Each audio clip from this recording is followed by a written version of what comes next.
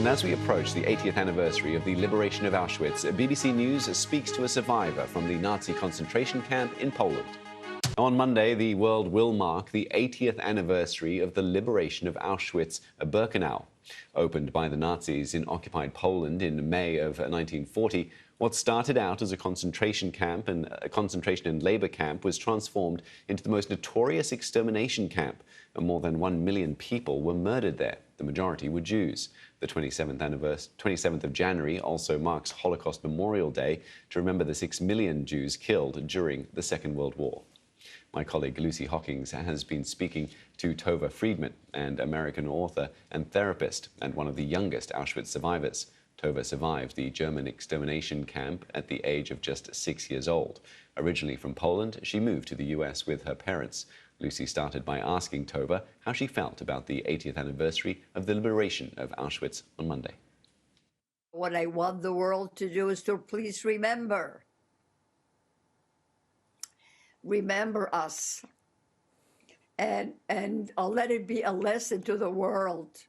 What can happen if we're not careful, and how we can easily destroy each other if we don't stop this horrible, terrible fury that is around the world right now. So I want the world to remember us and to learn from it. So many of us struggle to remember things from when we were small. How much do you remember of your time there?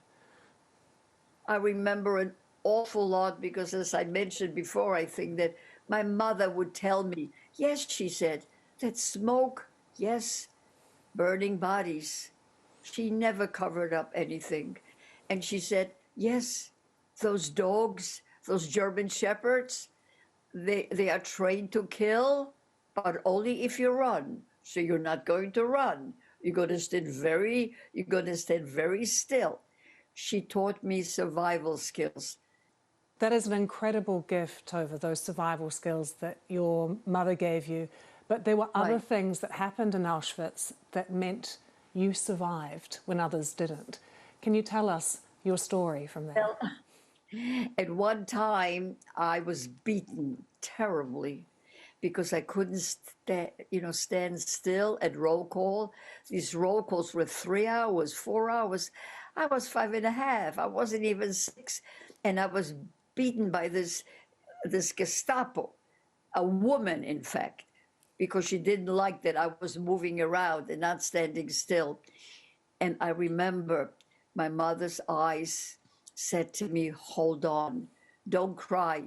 And she says something else years, maybe months earlier, don't have eye contact.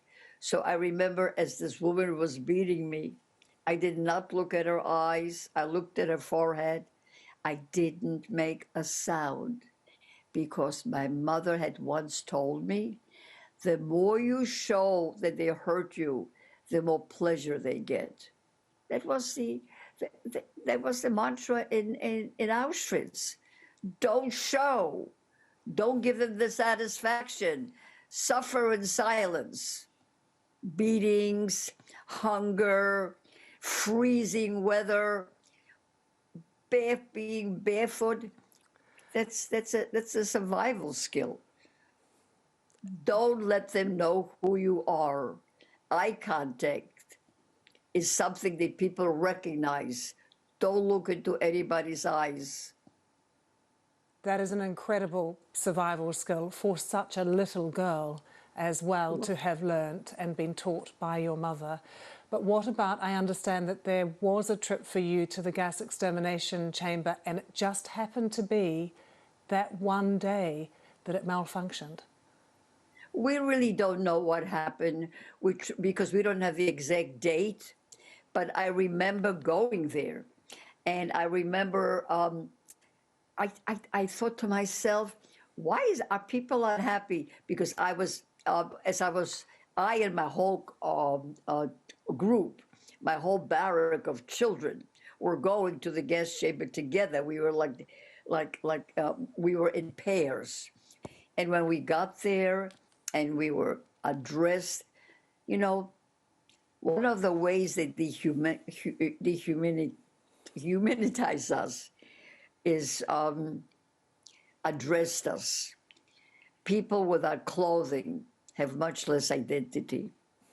We had no hair, no clothes, tattooed. And here we stood waiting for the shower door to open. We knew what it was.